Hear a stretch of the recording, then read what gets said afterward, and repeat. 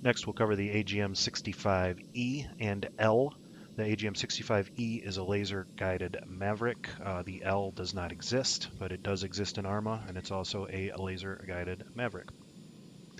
You need a certain key set up for all laser weapons, and that's going to be your weapons release key, options, controls, configure add-ons, make sure you're on the F-18-Super-Hornet, and then make sure you have weapon release button mapped. You need that button.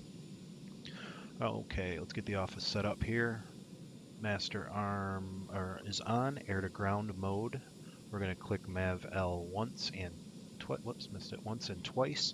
And over here we're going to open up the flir page for our targeting pod.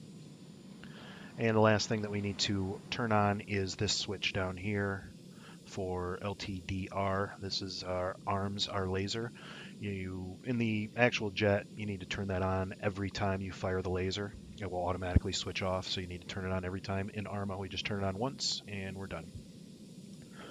All right, our left DDI is now on the Maverick head seeker page. This is the Maverick head and the acceptable launch parameters. This X that's going back and forth is the seeker head looking for a laser target. It's also replicated up here on the HUD, that triangle moving back and forth. So it's looking for a target that is laser code 1111. That's the default code in Arma. You can use that, it's just fine, especially if you're the only airplane. If there's multiple Hornets operating, you might want to change that default code because you could accidentally pick up somebody else's lays and not hit the target that you want. In order to change that code, we're going to go to our Maverick here, hit UFC. I'm going to choose a new code, 1122, and then code. As you can see, that's changed there now. Now, in order to pick up that laser code, we need something that's lasing.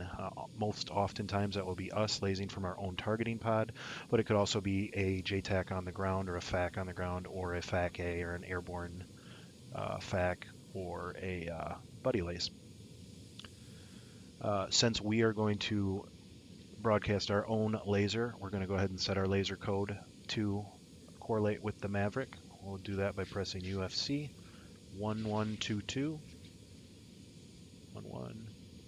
Nope. Doggone it. Clear.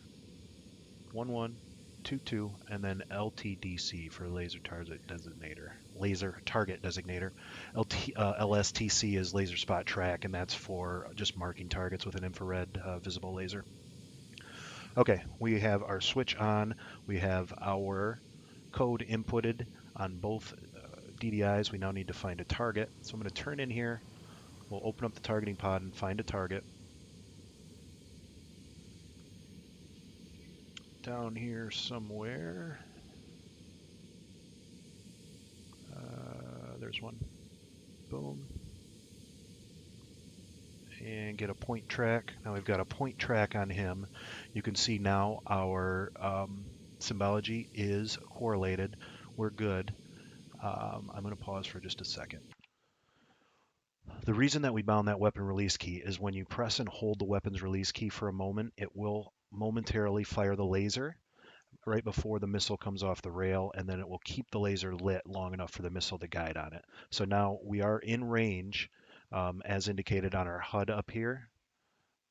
Right there, you can see that we're in range. Mav is crossed out, but that's because the laser is not currently lit, and it's just a limitation of Arma, the way that it works. As soon as we hold down weapons release, you'll see that will not be crossed out. The Mav will drop off the rail and it'll instantly start to guide. So I'm going to unpause. Again, we're in range, everything's good. I'm going to hold weapons release. You can see right there the Mav comes off the rail. Now Mav is not crossed out. In the upper right, you can see the laser is lit, indicated by the red lays and code 1122. So that's good guidance. That's tracking on the enemy, and you can see there's an impact there. That's all there is to the laser Mavericks. Pretty simple, very effective, and good long range on those.